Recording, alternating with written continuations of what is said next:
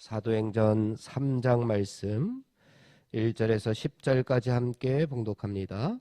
제9시 기도 시간에 베드로와 요한이 성전에 올라갈새 나면서 못 걷게 된 이를 사람들이 메고 오니 이는 성전에 들어가는 사람들에게 구걸하기 위하여 날마다 미문이라는 성전문에 두는 자라. 그가 베드로와 요한이 성전에 들어가려 함을 보고 구걸하거늘 베드로가 요한과 더불어 주목하여 이르되 우리를 보라 하니 그가 그들에게서 무엇을 얻을까 하여 바라보거늘 베드로가 이르되 은과 금은 내게 없거니와 내게 있는 이것을 내게 주노니 나사렛 예수 그리스도의 이름으로 일어나 걸으라 하고 오른손을 잡아 일으키니 발과 발목이 곧 힘을 얻고 뛰어 서서 걸으며 그들과 함께 성전으로 들어가면서 걷기도 하고 뛰기도 하며 하나님을 찬송하니 모든 백성이 그 걷는 것과 하나님을 찬송함을 보고 그가 본래 성전 미문에 앉아 구걸하던 사람인 줄 알고 그에게 일어난 일로 인하여 심히 놀랍게 여기며 놀라니라. 아멘. 오늘 저희들이 봉독한 말씀은 우리가 잘 아는 본문의 말씀입니다. 말씀의 내용도 어떻게 보면은 간단합니다. 성전 미문 앞에 앉아있던 그 사람은 나면서부터 걷지 못하던 사람이다 라고 이렇게 소개하고 있습니다. 그런데 나면서부터 걷지 못하던 그 사람이 누구의 이름으로? 예수 그리스도의 이름으로 일어나서 걷기도 하고 뛰기도 하면서 하나님을 찬양하게 되었고 그 모습을 바라보면서 많은 사람들이 예수 그리스도를 믿게 되었다라고 하는 내용입니다. 등장인물이 누구입니까?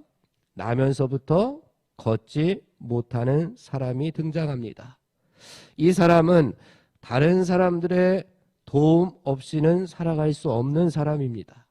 그래서 구걸하면서 남의 도움만을 받으면서 먹고 살아가는 사람입니다.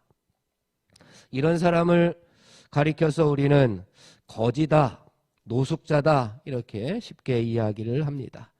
4장 22절 말씀에 보면은 이 사람이 40여세가 되었더라 라고 이야기를 합니다.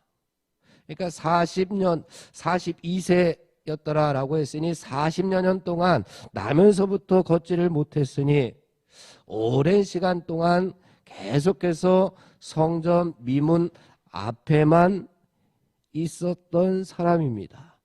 성전 미문 앞에서 계속해서 남의 도움을 얻기 위해서 구걸하던 사람입니다. 무슨 이야기냐? 성전 문 앞에 40여 년을 있었다라고 하는 것은 어떻게 보면은 성전 문 안으로 들어가 본 적이 없다는 이야기를 하고 있습니다. 성전으로 들어가는 사람은 수없이 많이 구경을 했는데 이 사람은 성전에 들어가 본 적이 없습니다. 그 사람의 자리는 항상 어디였느냐? 성전 문 앞에 있었습니다. 여기서 우리는 그 당시에 성전의 개념을 다시 한번 상기해 볼 필요가 있습니다. 당시에 성전은 하나님의 집입니다. 하나님의 집이라고 하는 것은 그곳에 하나님께서 임재하신다라고 생각했습니다. 그러니까 하나님께서 임재하시는 곳이 어디냐? 성전입니다. 하나님을 만나기 위해서 그래서 어디로 가야 합니까? 성전 안으로. 하나님께서 임재하고 계신 성전 안으로 들어가야지만 하나님을 만날 수 있다라고 이렇게 생각하던 시대였습니다. 사랑하는 성도 여러분, 우리가 아직도 성전 문 앞에서만 어슬렁거리며 살아가고 있지는 않느냐라고 하는 그러한 교훈을 우리에게 첫 번째로 주고 있습니다. 하나님과 함께 살아가는 인생이 되어야지만 우리들도 힘을 얻고 일어나서 하나님의 영광을 위해서 걷기도 하고 뛰기도 하고 하나님을 찬양할 수도 있고 많은 사람을 구원할 수도 있는데, 우리가 아직도 하나님의 성전 안에 하나님과 함께 동행하며 하나님의 임재가 있는 그 삶을 살아가고 있느냐, 우리 자신을 한번 되돌아보게 하는 그러한 본문의 말씀입니다. 8절 말씀을 함께 보겠습니다. 8절 말씀 함께 다 같이 봉독해 봅니다. 시작. 뛰어 서서 걸으며 그들과 함께 성전으로 들어가면서 걷기도 하고 뛰기도 하며 하나님을 찬송하였다. 성전 미문에 앉아서 한 푼 한 푼 구걸하던 인생이 베드로와 요한을 통해서 예수 그리스도의 이름을 선물로 받게 됩니다. 그리고 예수 그리스도를 진정으로 만나게 되고 하나님을 찬양하는 인생으로, 어떻게 보면은 축 처져 있었던 인생, 주저앉아 있었던 인생이 활기찬 인생으로 이제 일어나서 주의 이름을 위해서 뭔가 해내고 마는 그러한 기적들이 일어난 겁니다. 오늘을 살아가는 지금도 이러한 일들이 일어날 줄로 믿습니다.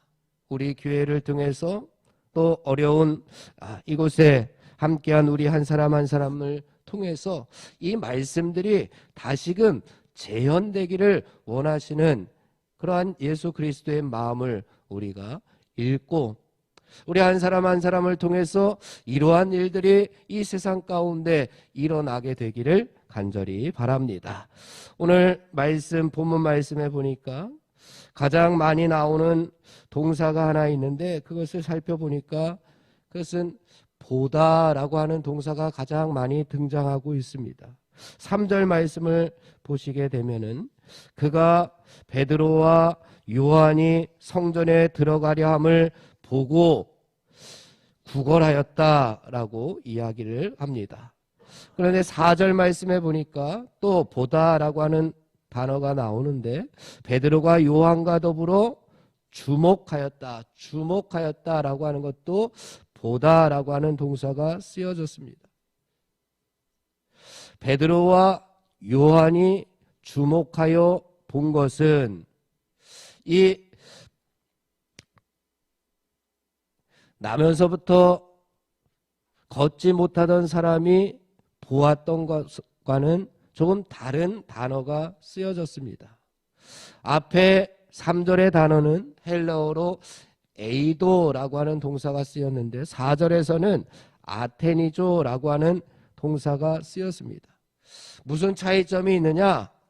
3절 말씀에서 나면서 걷지 못한 이 사람이 본 것은 그냥 물리적으로 사람들이 왔다 갔다 하는 것을 보이는 대로 그냥 눈으로 바라본 것이고, 4절에서 예수님의 제자들이 주목하여 본 이 단어는 예수 그리스도의 시선으로, 하나님의 시선으로, 그러니 긍휼과 사랑의 시선으로 집중해서 바라보았다라고 하는 단어입니다. 그래서 우리나라 성경에서도 보다라고 하는 동사와 주목하였다, 어떻게 보면 집중해서 바라보았다라고 하는 단어로 이렇게 구분한 겁니다.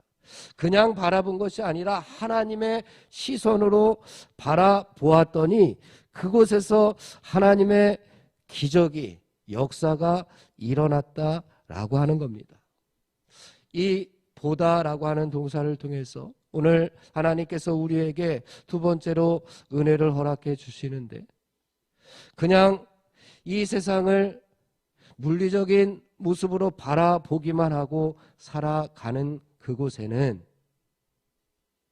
하나님의 역사가, 성령의 역사가 일어나지 않겠지만, 우리가 똑같이 바라보지만 하나님의 시선으로 이 세상을 바라보고, 하나님의 시선으로 이웃들을 바라보고, 하나님의 시선으로 나 자신을 바라보면 그곳에 분명히 하나님의 기적, 하나님께서 원하시는 뜻이 일어난다라고 하는 그러한 내용을 우리에게 알려주시고 있습니다. 사랑하는 성도 여러분, 하나님 아버지의 시선에는 주저앉아 있는 인생들이 보이게 됩니다. 시들어가는 믿음으로 하루하루 버티고 있는 연약한 인생들, 긍휼히 여길 수 있는 인생들, 하나님 아버지의 마음에 걸리는 깨어진 모습들이 보여지게 될 겁니다. 그래서 하나님의 시선으로 바라봤을 때에 그 깨어진 모습들을 다시금 조화롭게 만들기를 하나님께서는 원하시고 있습니다. 그래서 오늘도 나면서 걷지 못하였던 그 깨어진, 그래서 성전 밖에서 늘 남의 도움만을 받고 있었던 그 깨어진 이 사람을 하나님의 시선으로 바라보았더니 온전하게 하나님의 영광을 위하여 살아가는 인생으로 변화시켜 주셨던 것입니다. 하나님은 그래서 이들을 일으키시기를 원하십니다. 40년 동안, 아니 평생 동안이라도 낙심해서 앉아있는 사람이 걷고 뛰기를, 그리고 하나님을 찬양하며 많은 사람들을 예수 그리스도의 이름으로 변화시키고 그들도 믿음의 자리로 인도하는 그러한 역사들이 일어나게 되는 것을 하나님께서는 오늘도 우리에게 원하고 계실 겁니다. 사랑하는 성도 여러분, 오늘 그 사명을 저와 여러분이 잘 감당함으로 말미암아서 이 땅에 깨어진 세상의 부분들이 하나님의 시선으로 바라보는 우리 한 사람 한 사람을 통하여 회복되어지고 관계가 더욱더 하나님 바라보시기에 아름다운 모습으로 변화되기를 주님의 이름으로 축원을 드립니다. 기도하겠습니다. 하나님 아버지, 성전 미문 밖에서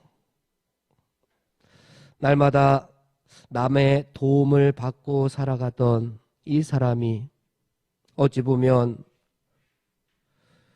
내 자신이 아닌가 되돌아봅니다.